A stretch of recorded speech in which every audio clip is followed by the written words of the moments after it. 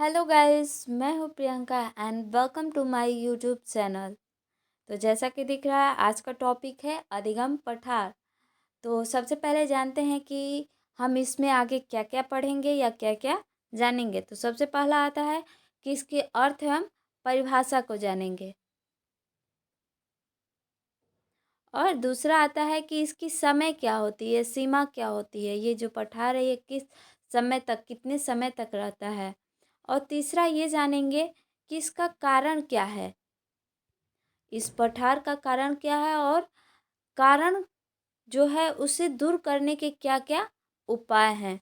इन चार टॉपिक्स को हम इसमें कवर करेंगे, और साथ ही इससे संबंधी कुछ टिप्स एंड ट्रिक्स भी हम जानेंगे, जिससे कि आप इसे कभी भूलेंगे नहीं। तो देर न करते हुए हम आगे की तरफ।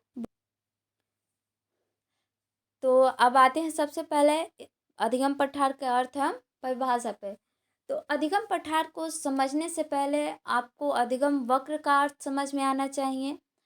अगर आपने मैंने वीडियो बना रखी है अधिगम वक्र की, अगर आपने वो नहीं देखी है तो सबसे पहले उसे देखिए, तब इसे देखिए, ताकि ये अच्छी तरह से आपको समझ में आए। तो बढ़ते हैं इसके अर्थ की तरफ। हम जब भी कोई नया कार्य सीखते हैं तो उसमें लगातार उन्नति नहीं हो सकती है। उसमें समय के साथ हम जो भी कार्य सीखते हैं, उस सीखने की गति में तीव्रता, यानी कि अर्थात उसमें तेज़ी भी हो सकती है और वो स्लो भी हो सकती है, अर्थात धीमी भी हो सकती है। समय के साथ जो सीखने की गति है वो तीव्र और धीमी दोनों हो सकती है। और कभी कभी ऐसा भी समय आएगा जब उसमें न वो तीव्र होगी न धीमी होगी, उसमें रुकावट आ जाएगा। और इसके अनेक कारण भी हो सकते हैं, जैसे कि नॉलेज लिमिट। नॉलेज जो है, अगर एक जो ज्ञान है उस विषय से संबंधित, सीखने से संबंधित जो ज्ञान है उसकी एक सीमा होती है, उस सीमा से बाहर व्यक्ति नहीं सीख सकता है। फॉर एग्ज़ाम्पल, अगर एक छोटे से बच्चे को केवल व्यंजन आते हैं, अभी वॉवेल्स का उसे ज्ञान नहीं है, केवल कॉन्सोनेंट आते हैं, जैसे कि क ख ग है, केवल क ख ग वो उसको पढ़ने आते हैं, और उसे मात्रा नहीं आते हैं, वॉवेल्स नहीं आते हैं। तो जब वो बुक्स पढ़ेगा तो केवल अक्षरों से मिले हुए शब्दों को ही वो पढ़ सकता है। उसका जो नॉलेज का लिमिटेशन है, जो ज्ञान का सीमा है, केवल व्यंजन तक ही है, उससे ज़्यादा की नहीं है। तो उसकी जो वो सीखने की जो उन्नति है, सीमा है समय के साथ, वो उतने तक ही होगी, उन अक्षरों तक ही होगी, उस अक्षर से बाहर तक की नहीं होगी। अब वहाँ से उसमें क्या हो गया, उसके सीखने की जो गति है उसमें रुकावट आ गया, क्योंकि उसकी नॉलेज उतनी ही थी। तो ये एक कारण हो गया। फिर दूसरा दूसरा कारण हो सकता है शारीरिक क्षमता, जैसे कि अरुचि होना या थकान होना। जैसे कि हम कोई भी कार्य करते हैं, कोई कार्य मान लीजिए कि आप पढ़ रहे हैं, पढ़ते पढ़ते हम थक जाते हैं, या कोई टॉपिक ऐसा चल रहा है जिसमें हमारी रुचि ना हो, तब भी हम थक जाते हैं। तो उसमें क्या होती है, उस कार्य को सीखने में रुकावट आ जाती है। तो जब भी हम अधिगम वक्र का ग्राफ बनाते हैं, तो जैसे कि फॉर एग्जांपल हम यहाँ पे ग्राफ बनाते हैं कि जब भी हम किसी कार्य को सीखते हैं तो उसमें सीखने की जो गति है समय के साथ उन्नति भी कर सकती है, वो जो है उन्नति नहीं भी कर सकती। हो सकता है कि न नीचे की तरफ चली जाए, और कुछ धीमी भी हो जाए। लेकिन कुछ अवसर ऐसा भी आता है, या फिर कह सकते हैं कि ऐसी भी समय आती है जिसमें कि हम कुछ भी नहीं सीखते हैं, बिल्कुल फ्लैट हो जाता है। जो ग्राफ हम बनाते हैं अधिगम वक्र का, न वो उन्नति करता है न अवनति करता है, अर्थात न वो धीमी होती है न तीव्र होती है, वो बिल्कुल रुक जाती है। तो उसी को हम, जो ग्राफ बनता है, और ग्राफ में जो बनने के बाद जो फ्लैट चिन्ह बनता है, ग्राफ में दर्शाया जाता है, वहीं अधिगम पठार कहलाता है। अगर सिंपल से शब्दों में समझे, अधिगम पठार वो होता है जिसमें व्यक्ति सीखते समय ना उन्नति करता है ना अवनति करता है, अर्थात जो गति होती है न तीव्र होती है न धीमी होती है, वो रुक जाती है, तो उससे ही हम अधिगम पठार कहते हैं। अगर इसे हम चलिए आज का पहला टिप्स देते हैं और ट्रिक भी कि आप इसे कैसे याद रखेंगे। आप सभी ने बचपन में पढ़े होंगे पहाड़ और पठार में क्या अंतर है।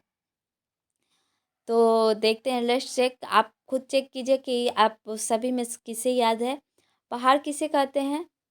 दोनों में अगर अंतर बताना हो तो इन दोनों में क्या अंतर है? तो जिसकी चोटी नुकीली होती है, जिस पर्वत की चोटी नुकीली होती है उसे हम पहाड़ कहते हैं, और जिसकी चोटी फ्लैट समतल होती है उसे हम पठार कहते हैं। तो पठार जहाँ पे अधिगम में फ्लैट आ जाए, अर्थात कुछ भी उन्नति न हो, तो सिंपल सा है कि हम उसे ही अधिगम पठार कहते हैं।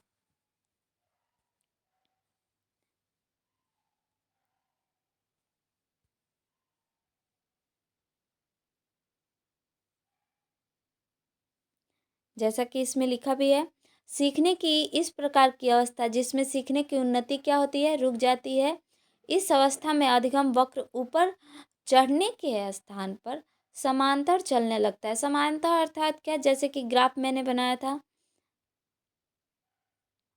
कि वो क्या होती है, ऐसे फ्लैट हो जाती है, उसी को समांतर कहते हैं। और अधिक देर तक कोई प्रगति दिखाई नहीं देती है, न वो धीमी होती है न तीव्र होती है।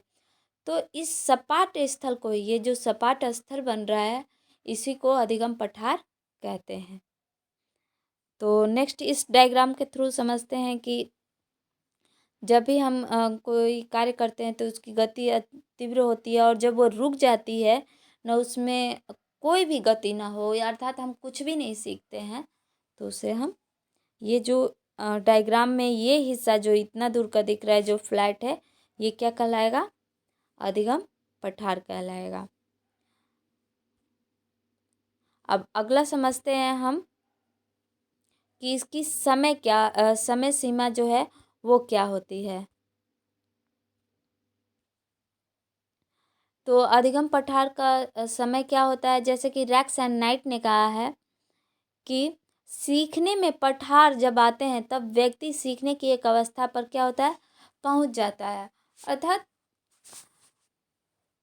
जब हम कोई, जैसे कि एक छोटे बच्चे का एग्जाम्पल दिए हैं, तो उसने जब व्यंजन सीख लिया, व्यंजन के द्वारा अक्षरों से बने हुए शब्दों को वो पढ़ रहा है, तो उस वो क्या हो रहा है, एक व्यक्ति वो अपनी सीमा तक पहुंच गया। अब उससे आगे वो जितना वो सीखा था, उसने व्यंजन सीखा, अक्षरों से बने हुए शब्दों को पढ़ लिया, तो अर्थात वो अपने एक अवस्था तक क्या किया, पहुंच गया। तो उसी को रैक्स एंड नाइट ने कहा कि सीखने में पठार जब तब आते हैं जब व्यक्ति सीखने की एक अवस्था पर पहुंच जाता है। अगर इसकी सीमा को देखा जाए, अगर आप अपने से इसे विचार करें, तो इसकी सीमा कोई निश्चित नहीं होती है। ये नहीं कहा जा सकता है कि ये एक हफ्ते, एक महीने या एक घंटे के लिए रहेगा। नहीं, इसकी कोई सीमा नहीं होती है।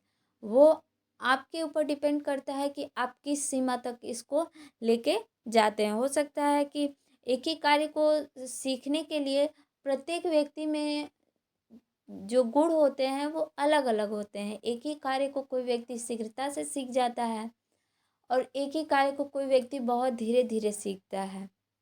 तो जो शीघ्रता से सीख जाता है उसमें जो है जल्दी आता है, जल्दी अधिगम पठार आ जाएगा, क्योंकि उसने उस कार्य को ख़त्म कर दिया। अब उसमें क्या हो गया, पठार आ गया। फिर वो नए कार्य को सीखेगा। जैसे कि पिछले डायग्राम में बताए थे कि वो कोई कार्य को सीख रहा है, सीखने के बाद वो समाप्त हो गया, तो उसमें क्या होगा, अब पठार आ जाएगा। अब वो, क्योंकि वो कार्य क्या हो गया, वो ख़त्म हो गया उसके लिए। फिर वो नई चीज़ों को सीखेगा। जैसे कि एक छोटा बच्चा है, पहले व्यंजन सीखेगा, उससे संबंधित अक्षरों को पढ़ना सीखेगा। अब उसने सीख लिया, अब वो उसे छोड़ देगा।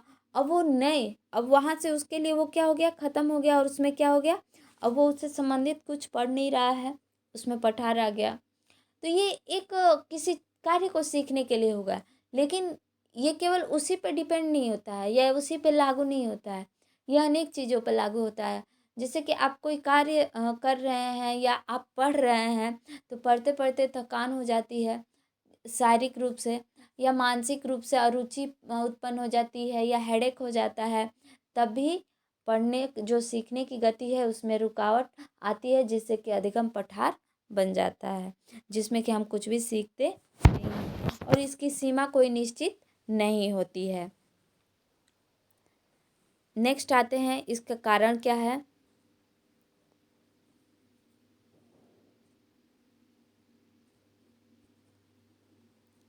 इसका कारण जैसे कि पहले भी हम लोग जान चुके हैं कि इसके कारण अनेक प्रकार से हो सकते हैं, शारीरिक और मानसिक दोनों हो सकते हैं।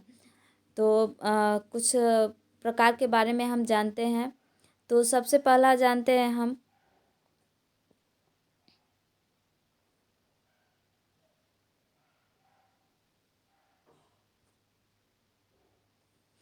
सबसे पहला हम जानते हैं मनोशारीरिक सीमा। कुछ इसके कारण निम्न है, जिसमें आते हैं मनोशारीरिक सीमा। मनोशारीरिक सीमा अर्थात कि जिसमें शारीरिक भी हो और मानसिक भी हो, जिसमें व्यक्ति जब कोई कार्य करता है शारीरिक रूप से थक जाता है, तब भी उसके सीखने की जो गति है, जैसे कोई ड्राइविंग सीख रहा है या कोई गिटार बजाना सीख रहा है या कोई भी शारीरिक कार्य के द्वारा कोई नए ज्ञान को सीख रहा है, तो करते करते थकावट आ जाती है, तब भी उसमें आ सकता है, या मानसिक रूप से जैसे कि आप पढ़ रहे हैं तब भी उसमें थकावट आ सकती है। नेक्स्ट आ सकते हैं इसमें नकारात्मक कारक। नकारात्मक कारक से तात्पर्य है कि उसमें रुचि ना होना। जब हमारी किसी कार्य में रुचि नहीं होती है, तब भी हमारे अंदर इससे संबंधित थकावट आ सकती है और जिससे पठार बन सकता है। नेक्स्ट आ सकते हैं कार्य की जटिलता। कार्य की जटिलता से तात्पर्य है कि जब कोई कार्य बहुत ज़्यादा जटिल होता है, तो बालक को उसे सीखने में कठिनाई होती है, या उसकी क्षमता, योग्यता या रुचि के अनुरूप नहीं होता है, तो उसे सीखने में कठिनाई होती है और एक ऐसी अवस्था होती है कि वो उस कार्य को छोड़ देता है, जिससे उसके सीखने में क्या होती है, रुकावट आ जाती है और वहाँ पे इसका एक कारण बन जाता है। नेक्स्ट आ सकते हैं कि सीखने में अनुचित विधि का उपयोग करना। अर्थात हम किसी कार्य को जब सीखने में उचित विधि का प्रयोग नहीं करते हैं, तब भी हमारे सीखने में रुकावट आ सकती है। नेक्स्ट आ सकते हैं हम पुरानी आदतों का नई आदतों से संघर्ष करना। फॉर एग्जांपल जैसे सभी ने देखा होगा, अगर कोई लेफ्ट हैंड से लिखता हो और उसे कोई बच्चा लेफ्ट हैंड से लिखता हो और उसे राइट हैंड से लिखना सिखाया जा रहा हो, तो उसे बहुत दिक्कत होती है। जब तक वो बहुत ज़्यादा प्रयत्न नहीं करेगा, तब तक वो राइट हैंड से लिखना नहीं सीख सकता है। और हो सकता है उसके रुचि की चीज़ें हो, तब भी वो उसकी आदत जब लेफ़्ट हैंड से लिखने की हो गई है, तो वो राइट हैंड से लिखने में बहुत जल्दी थक सकता है और रुचिकर होते हुए भी हो सकता है कि वो उसके सीखने में रुकावट आ जाए। नेक्स्ट आ सकते हैं हम जटिल कार्य के केवल एक पक्ष पर ध्यान देना। बिल्कुल सही बात है कि हम कोई जटिल कार्य है, कोई कठिन कार्य है, तो केवल एक पक्ष पर अगर आप ध्यान देंगे, तो वो कार्य आपको बहुत ही कठिन लगेगा। लेकिन अगर आप उसे उसके सभी पक्षों पर ध्यान देंगे कि वो क्यों है, क्या है, कैसे है, उसके हर एक कारण को जानेंगे, तब जाके उसको समझने के लिए जब आप एफर्ट लगाएंगे, तो उस कार्य को आप सरलता से कर सकते हैं। नेक्स्ट आते हैं अभ्यास का अभाव। बिल्कुल थॉर्नडाइक ने कहा भी है कि अभ्यास के अभाव में हम कार्यों को भूल जाते हैं या कार्यों को सही तरीके से सीख नहीं पाते हैं। लेकिन अगर हम किसी कार्य को बार बार अभ्यास करें, तो उस कार्य को हम शीघ्रता से सीख लेते हैं। नेक्स्ट आते हैं उपयुक्तता का न होना। यानी कि यदि बालक के रुचि के अनुसार कोई कार्य ना हो या उसके स्तर के अनुसार कोई कार्य ना हो, स्तर यानी कि लेवल, जैसे कि अगर 6 क्लास का बालक है, अगर उसे हम 10th या 12th क्लास के मैथ्स के या कोई ऐसी टॉपिक दे दे उसके रुचि का ना हो, तो फिर वो उस कार्य को स्टार्टिंग में तो सीखेगा, हो सकता है धीमी गति हो या तीव्र ही गति हो, लेकिन एक समय ऐसा आएगा कि वो रुक जाएगा, क्योंकि उसकी रुचि का भी नहीं है और उसके स्टैंडर्ड का भी नहीं है। इस कारण ये सभी जो थकावट जो कारण है हमारे अधिगम पठार के वजह बनती है। तो एक बार रिपीट करते हैं इसको कि कारण क्या होता है जिसकी वजह से वो कार्य हुआ, जिसकी वजह से। दूसरा टिप्स अगर आप लेना चाहें तो आप खुद के ऊपर ही इसे अप्लाई करें कि आप जब कब थकते हैं, आप में कब रुकावट आती है, जब आपकी रुचि का ना हो तब, जब सही तरीके से ना पढ़ाया जाए तब, जब आपके स्तर का, आपके लेवल का ना हो, आपको समझ ना आए, तब भी आप उस कार्य को, एक ऐसा वक्त आता है कि आप बंद करते हैं कॉपी और रख देते हैं। और कभी कभी पढ़ते पढ़ते आप थक जाते हैं, शारीरिक रूप से भी मानसिक रूप से भी, तब भी। तो एक तरह से देखा जाए तो ये आपके जीवन से ही रिलेटेड है। तो ये आपको बहुत अच्छे से समझ में आ गई होगी। अब समझते हैं कि इसको हम दूर कैसे कर सकते हैं। कुछ और भी टाइप्स हैं कि जैसे कि आवश्यकता के अनुरूप ना होना, व्यवधान या प्रेरणा का अभाव। तो इसके निराकरण के बारे में समझते हैं। जैसे कि शोर्सन ने कहा है कि शायद ऐसी कोई भी विधि नहीं है जिससे पठारों को बिल्कुल समाप्त कर दिया जाए। हाँ, इसकी सहायता से इसकी संख्या और अवधि को कम किया जा सकता है। तो इसकी जानते हैं। सबसे पहला आते हैं समय। सीखने के समय का वितरण करना, अर्थात आपने कोई लक्ष्य बनाया है या आप कोई टॉपिक पढ़ रहे हैं तो उसे छोटे छोटे भागों में बांट दीजिए कि इस टाइम पे ये इतना पढ़ना है आपको, इस टाइम पे इतना पढ़ना है। या कोई टॉपिक है तो उसे छोटे छोटे भागों में बांट के आप ये भी कर सकते हैं कि इतने टॉपिक को हम इतने समय में, इतने टॉपिक को इतने समय में, और इस तरह से आप उस कार्य को बिना थके ही आप रेस्ट के द्वारा, बीच बीच में रेस्ट करके उस कार्य को अच्छी तरह से कर सकते हैं, और जिससे आप बिना व्यवधान के या बिना किसी परेशानी के उस कार्य को कंप्लीट कर सकते हैं। उत्साह के साथ अधिगम, अर्थात आपके अंदर बिल्कुल एक्साइटमेंट होना चाहिए उस कार्य को लेकर, सक्रियता होनी चाहिए कि हमें इस कार्य को करना है, इससे क्या क्या हमें सक्रिय कैसे होंगे, हमारे अंदर ये एक्साइटमेंट कैसे आएगा। तो हम खुद से ये क्वेश्चन करेंगे कि हमें क्यों पढ़ना है, क्या वजह है, इससे हम क्या क्या सीख सकते हैं।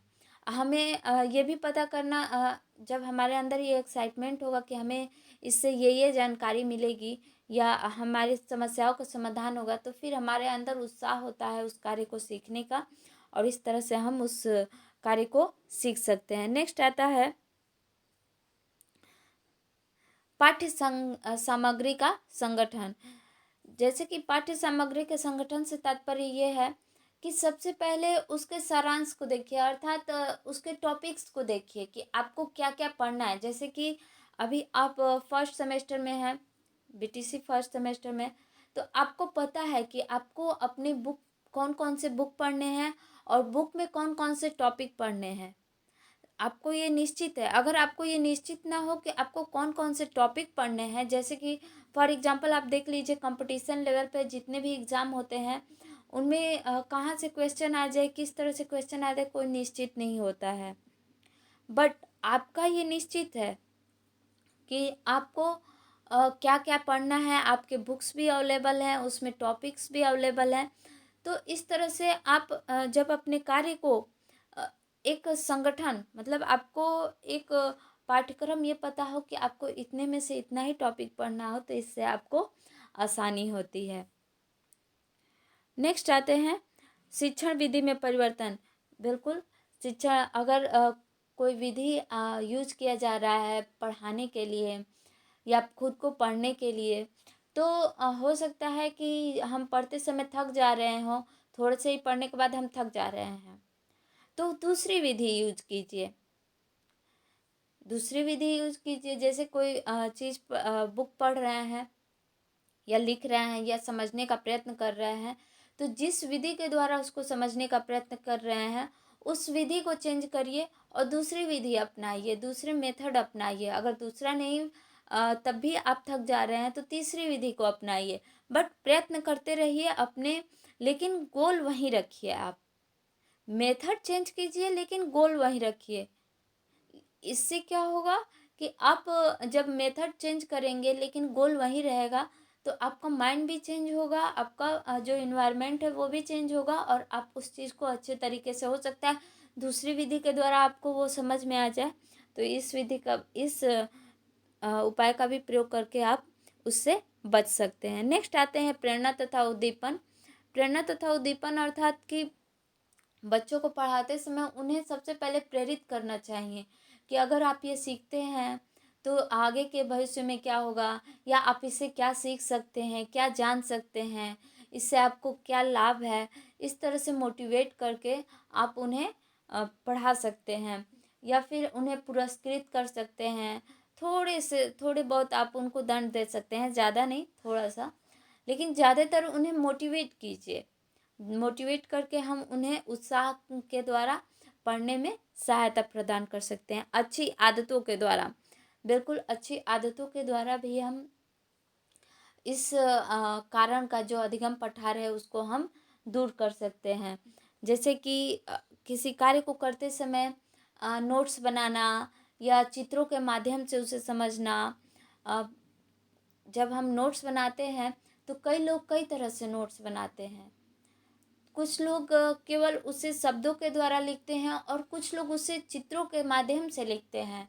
तो आप इन चीज़ों का प्रयोग करके बच्चों को पढ़ाते समय शब्दों के द्वारा भी, चित्र के माध्यम से भी, ग्राफ के माध्यम से, मानचित्र के माध्यम से, इन सभी टूल्स का प्रयोग करके उसे रुचिकर बना सकते हैं। और रुचिकर, हो सकता है किसी बच्चे को रुचि ना हो, लेकिन इन माध्यमों का प्रयोग करके आप उसमें रुचि बना सकते हैं और उसके जो सीखने की गति है उसको आगे की तरफ बढ़ा सकते हैं। नेक्स्ट आता है विश्राम। विश्राम सबसे ज़्यादा इम्पोर्टेंट भी होता है कि कुछ कार्य करने के बाद या पढ़ाने के बाद या पढ़ने के बाद थोड़ा सा विश्राम, एक समय बना लेना चाहिए कि इतना पढ़ने के बाद हमें विश्राम करना है, तो जिससे कि बॉडी और माइंड दोनों रिलैक्स हों, और ताकि नेक्स्ट जब टॉपिक पढ़ें तो वो पूर्ण रूप से उसके लिए तैयार हों।